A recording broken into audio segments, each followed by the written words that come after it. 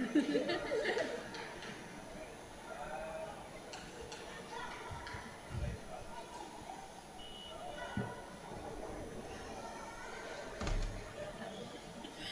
ka na, kapatid mo.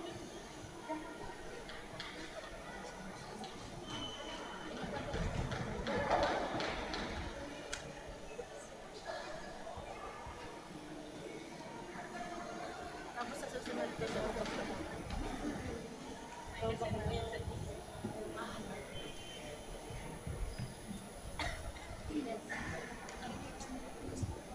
Akainin kami ng buhay ng mga 4 minutes. Practice lang sila sa kami.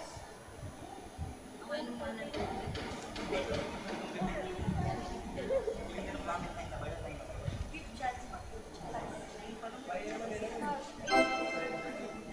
dalawa lang kami. Kakainin kami ng buhay.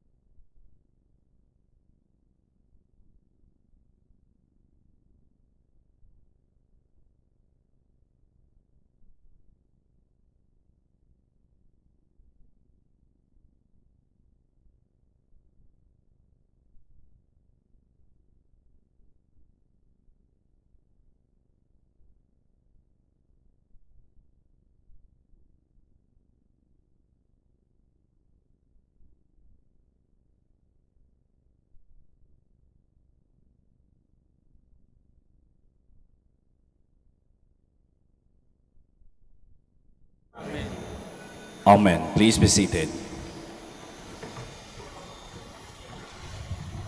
A reading from the letter of Paul to the Galatians. Brothers and sisters, when the fullness of time had come, God sent his Son, born of a woman, born under the law, to ransom those under the law, so that we might receive adoption. As proof that you are children, God sent the Spirit of his Son into our hearts, crying out, Abba, Father. So you are no longer a slave, but a child.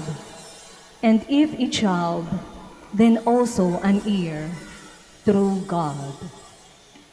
The word of the Lord. Thanks be to God. From my mother's womb, O Lord, you are my God. From my mother's womb, O Lord, you are my God. Lord, you are enthroned as the Holy One. You are the glory of Israel.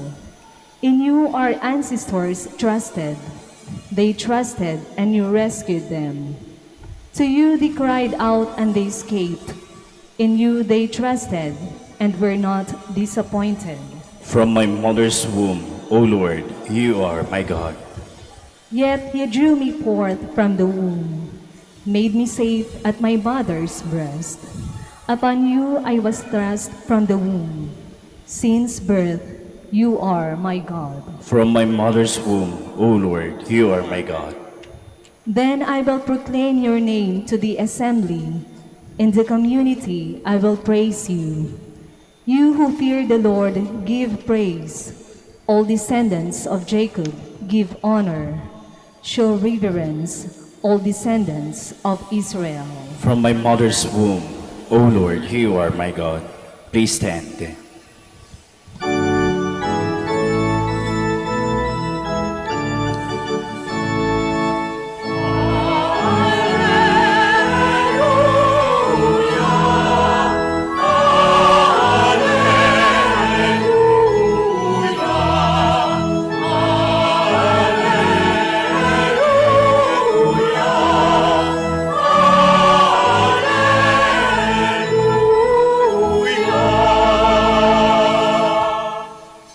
Happy are you, Holy Virgin Mary, deserving of all praise. From you rose the Son of Justice, Christ the Lord.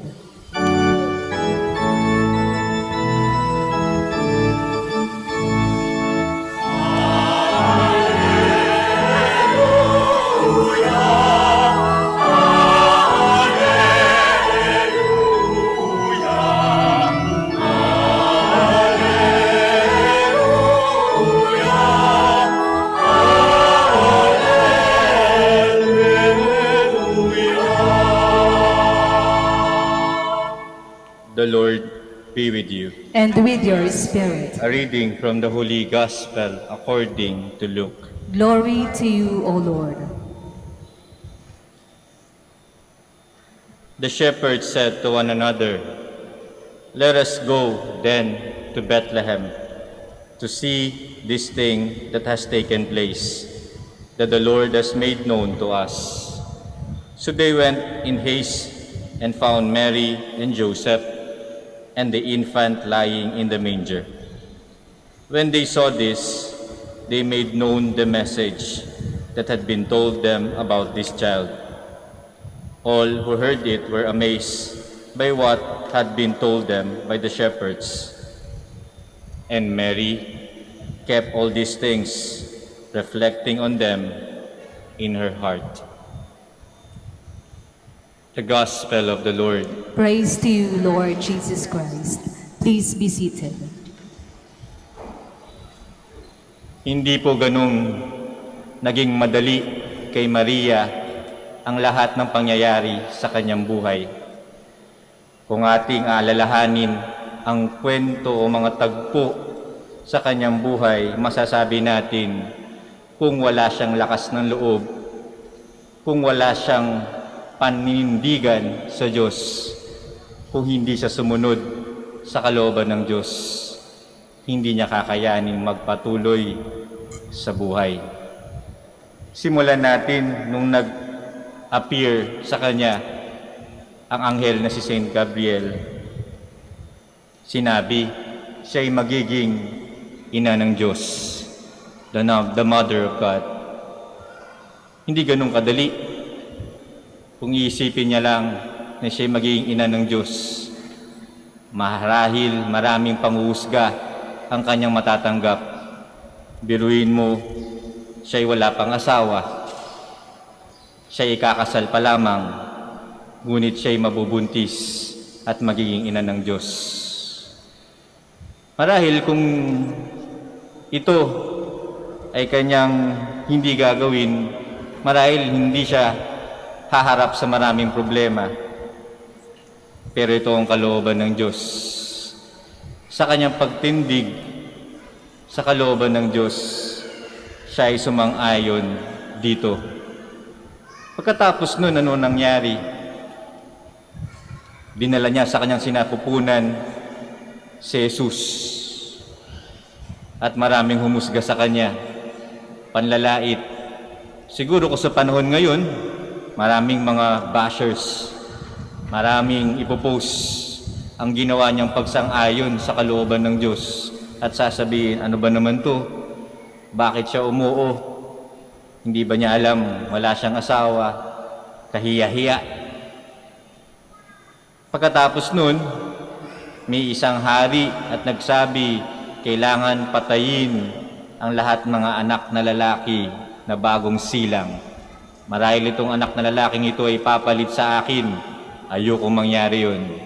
Biruin niyo na lang ang pangamba at takot sa puso ng isang ina kapag naisip niya na ang kanyang anak na bagong silang ay papatayin. Ang hirap siguro nun sa kalagayan ni Maria.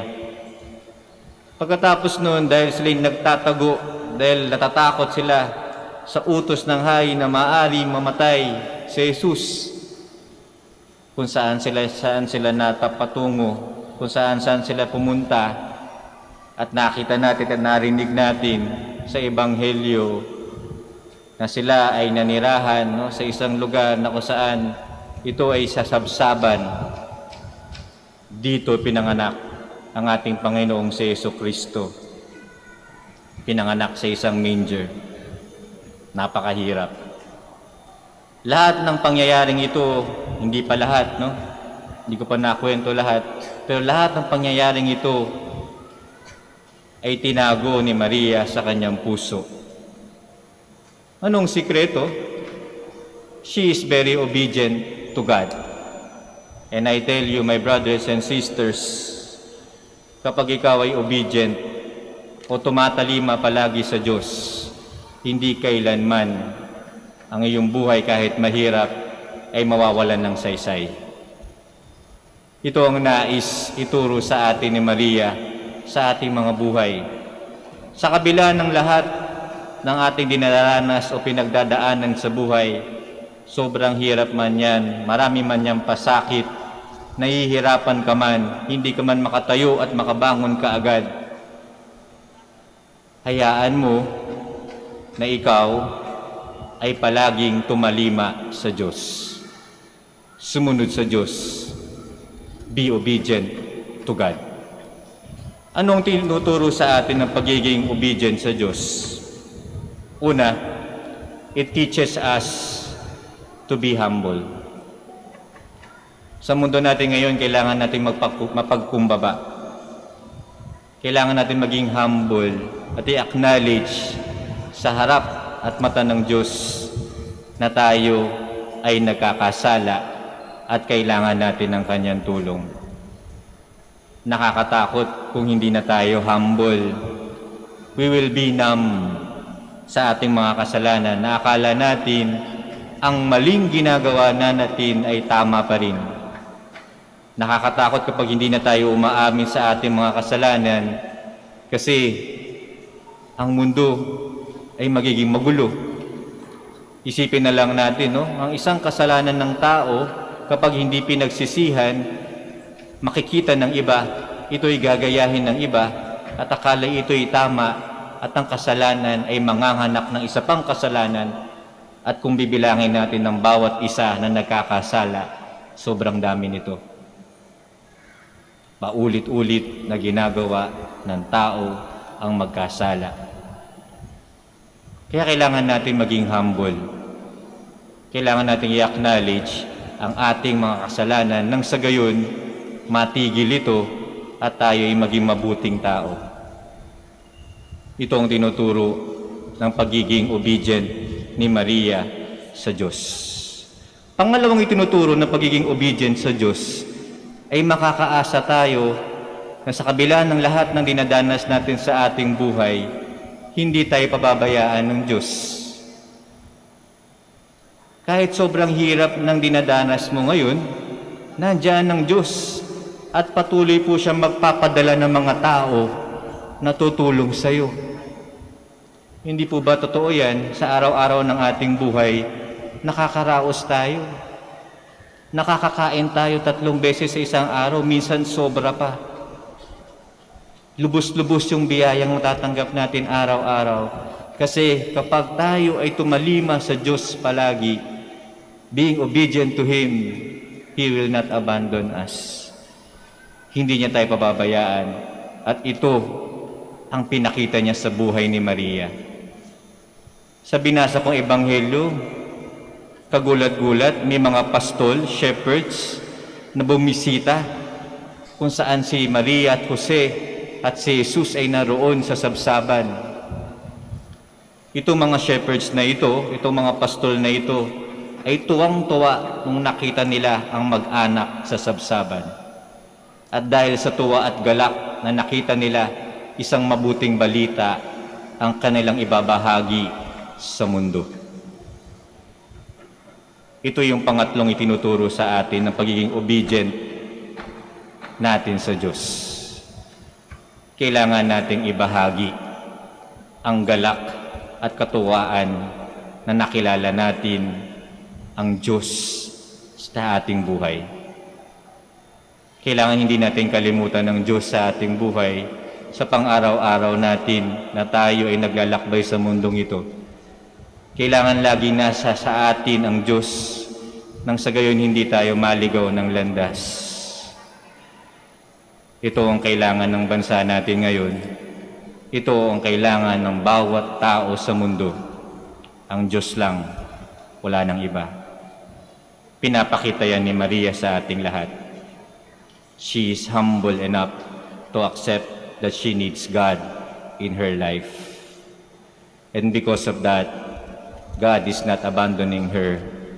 Sa lahat ng pinagdaanan niya, ito ay naging makulay at makabuluhan. Kaya hanggang ngayon, binibigyan natin siya ng parangal.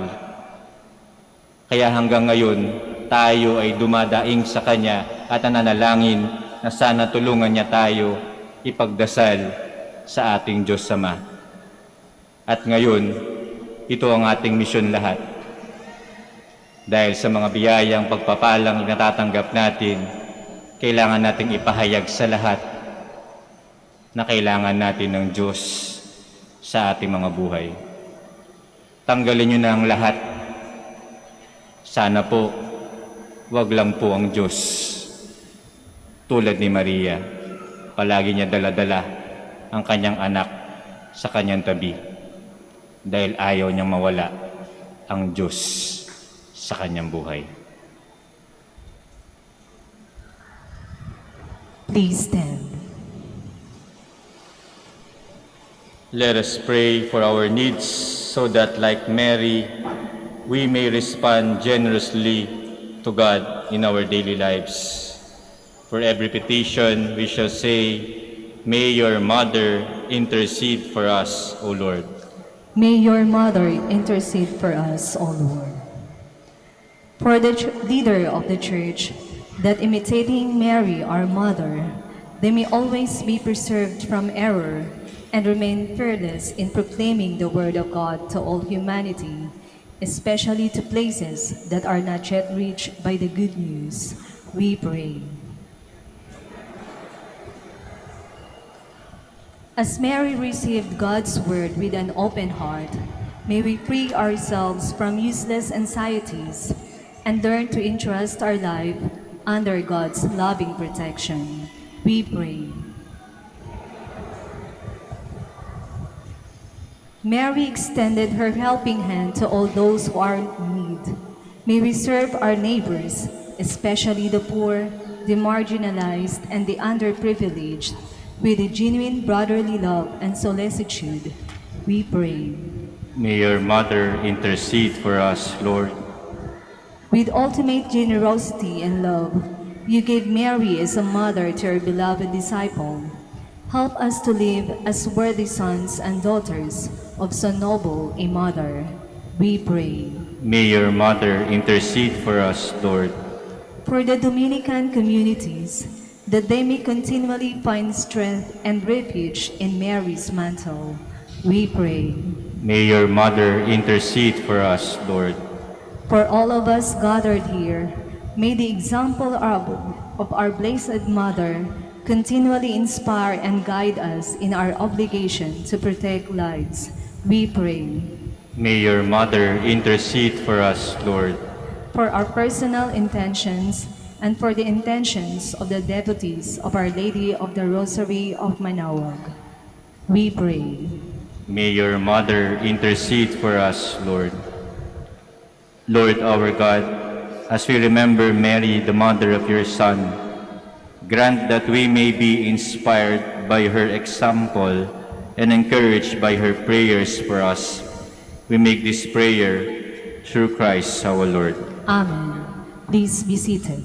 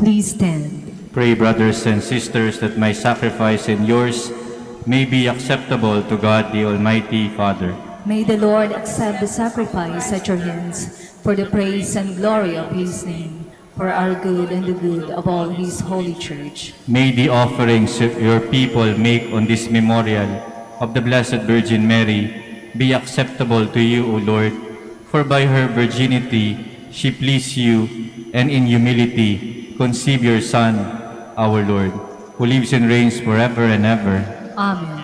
The Lord be with you. And with your spirit, Lift up your hearts. we lift them up to the Lord. Let us give thanks to the Lord our God. It is right and just. It is truly right and just, our duty in our salvation, always and everywhere to give you thanks, Lord, Holy Father, Almighty and Eternal God. For by a powerful and inexpressible mystery, the Blessed Virgin conceived your only Son, and bore in her pure womb the Lord of heaven. She who knew not man becomes a mother. She who was given birth remains a virgin. What joy is hers at your twofold gift! She is full of wonder at her virgin motherhood, and full of joy at giving birth to the Redeemer. Through him the angels of heaven offer their prayer of adoration, as they rejoice in your presence forever. May our voices be one with theirs in their triumphant hymn of praise.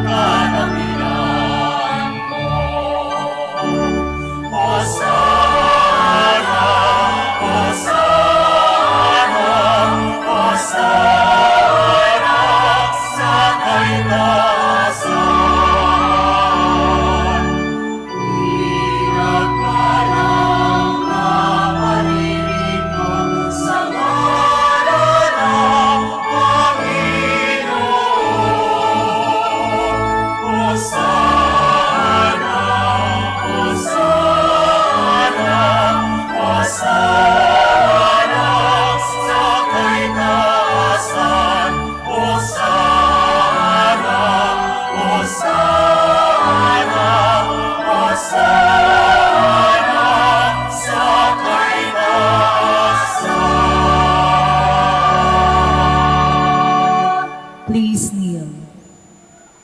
You are indeed holy, O Lord, the fount of all holiness. Make holy, therefore, these gifts, we pray, by sending down your Spirit upon them like the dewfall, so that they may become for us the body and blood of our Lord Jesus Christ. At the time he was betrayed and entered willingly into his passion, he took bread, and giving thanks, broke it, and gave it to his disciples, saying, "Take this, all of you, and eat of it, for this is my body, which will be given up for you."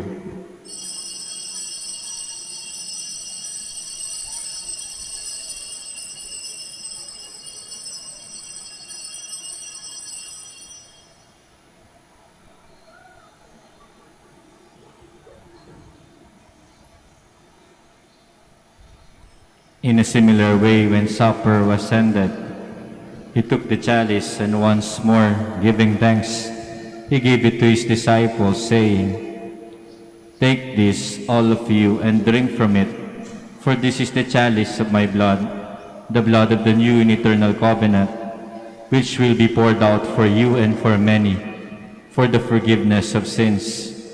Do this in memory of me."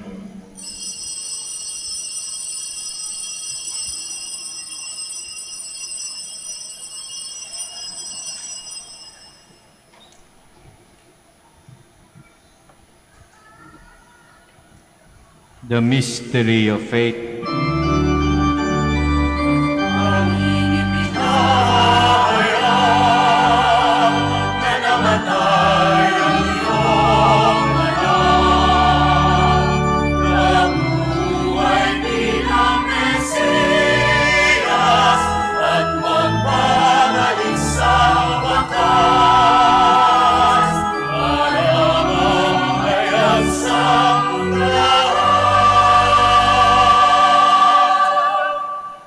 Therefore, as we celebrate the memorial of his death and resurrection, we offer you, Lord, the bread of life and the chalice of salvation. giving thanks that you have held us worthy to be in your presence and minister to you. Humbly we pray that partaking of the body and blood of Christ, we may be gathered into one by the Holy Spirit. Remember, Lord, your church spread throughout the world, and bring her to the fullness of charity, together with Francis, our Pope, and Socrates, our Bishop, and Fidelis, his assistant bishop, and all the clergy. Remember also our brothers and sisters who have fallen asleep in the hope of the resurrection, and all who have died in your mercy. Welcome them into the light of your face. Have mercy on us all, we pray, that with the Blessed Virgin Mary, Mother of God, Saint Joseph, her spouse, with the blessed apostles, and all the saints who have pleased you throughout the ages, we may merit to be co-heirs to eternal life, and may praise and glorify you through your Son, Jesus Christ.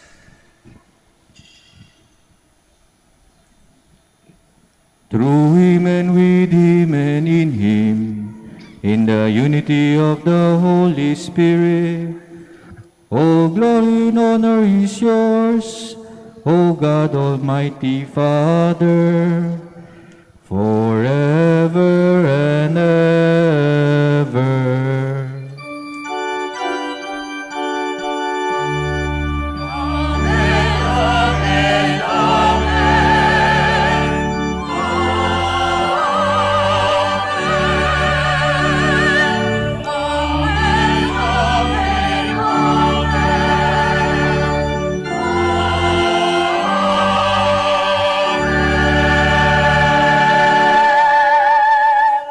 Please stand. At the Savior's command and formed by divine teaching, we dare to pray.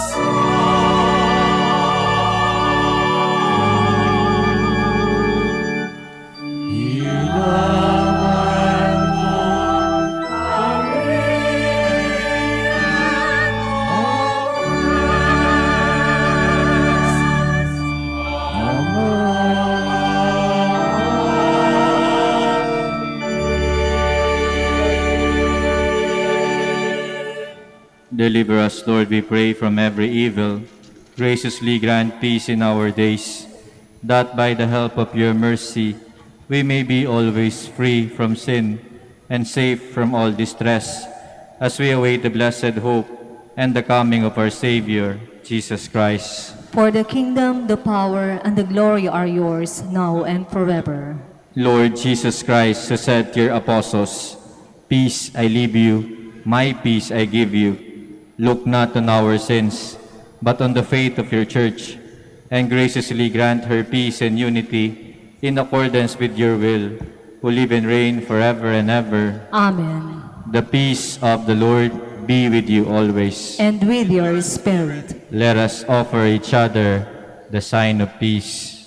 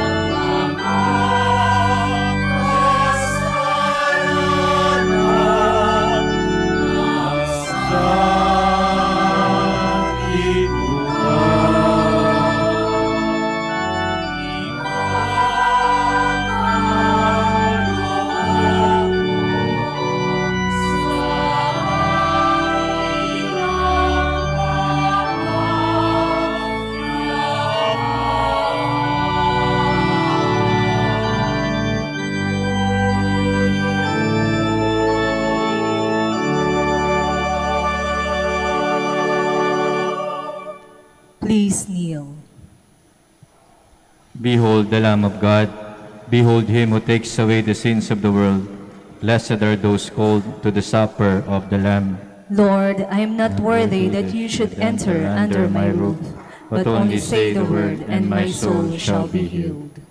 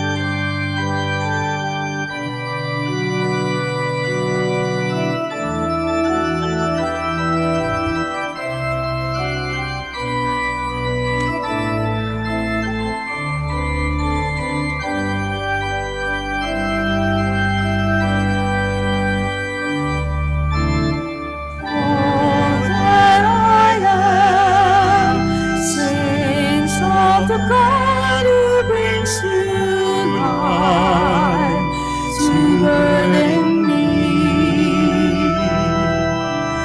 My spirit soars on the wings of my Lord. My soul gives glory to the Lord, rejoicing in my saving God. Looks upon me, my state, and all the world will call me blessed. For God works marvels in my sight, and holy, holy is God's name. Sing of the God who brings you life to burden me. My spirit soars.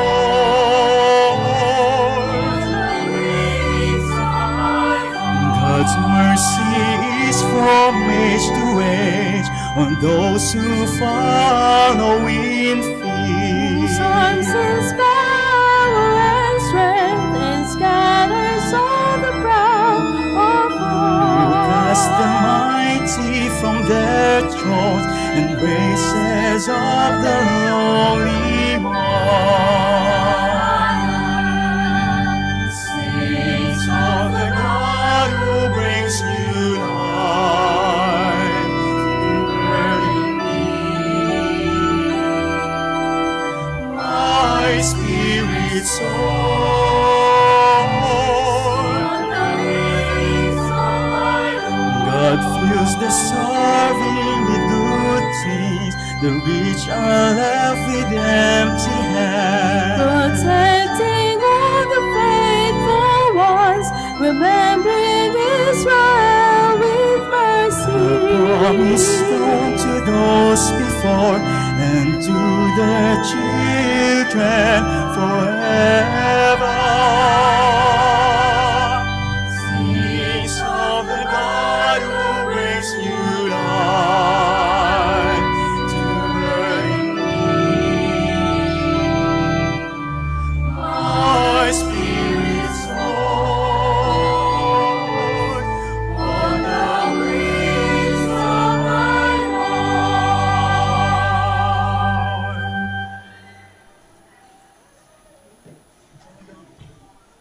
Please kneel for the prayer for the elections. Let us pray that the forthcoming elections may truly reflect the will of the Lord, who guides the destinies of nations. Let us pray together, deliver us, Lord. Deliver us, Lord, from coercion, violence, and terrorism, from dishonesty, lies, and all distortion of truth, Deliver us, Lord. from bribery, graft, and all conspiracy for fraud, Deliver us, Lord. from threats, intimidation, and perverse language. Deliver us, Lord. Let us pray together, hear us, Lord. Hear us, Lord, that conscience may always be our ultimate norm, Hear us, Lord. that the common good may always be our highest goal, Hear us, Lord. that human dignity may be respected all the time, Hear us, Lord. that the poor and the weak may always have the priority, Hear us, Lord. that genuine fear of God and love of neighbors may guide those who seek public office. Hear us, Lord. Let us pray. Savior of the nations, politics is your gift to us, a call to serve others. May our political engagement for voters and candidates bring glory to your loving name and help us grow in holiness forever and ever. Amen. Please stand. Let us pray. Renewed with this heavenly food, we humbly implore you, Lord, that having received your Son, born of the tender Virgin, under sacramental signs, we may profess him in words and hold fast to him in deeds, who lives and reigns forever and ever. Amen. The Lord be with you. And with your spirit. Bow your heads. for the blessing. May God, through the childbearing of the Blessed Virgin Mary, willed in His great kindness to redeem the human race, be pleased to enrich you with His blessing. Amen. May you know always and everywhere the protection of her, through whom you have been found worthy to receive the author of life. Amen. May you, who have devoutly gathered on this day, carry away with you the gifts of spiritual joys and heavenly rewards. Amen. And may Almighty God bless you, the Father, the Son, and the Holy Spirit. Amen. Go in peace and announce the gospel of the Lord. Thanks be to God.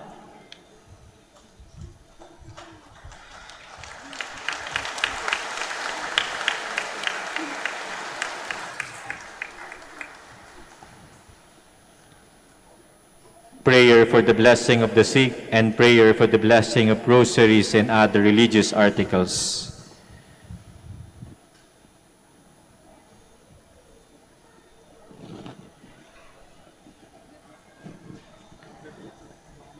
God, our Almighty Father, by your blessing, you give us strength and support in our frailty. Turn with kindness toward our sick brothers and sisters. Free them from all illness and restore them to good health. Through the intercession of Our Lady of the Rosary of Manaoag, so that in the sure knowledge of your goodness, they will gratefully bless your holy name. We ask this through Christ our Lord. Amen. In memory of the mysteries of the life, death, and resurrection of our Lord Jesus Christ, to the honor and glory of the Blessed Virgin Mary, Mother of Christ, Mother of the Church, Our Lady of the Rosary of Manaoag, may these rosaries, image, candles, oil, and other religious articles be blessed and made holy in the name of the Father, and of the Son, and of the Holy Spirit. Amen.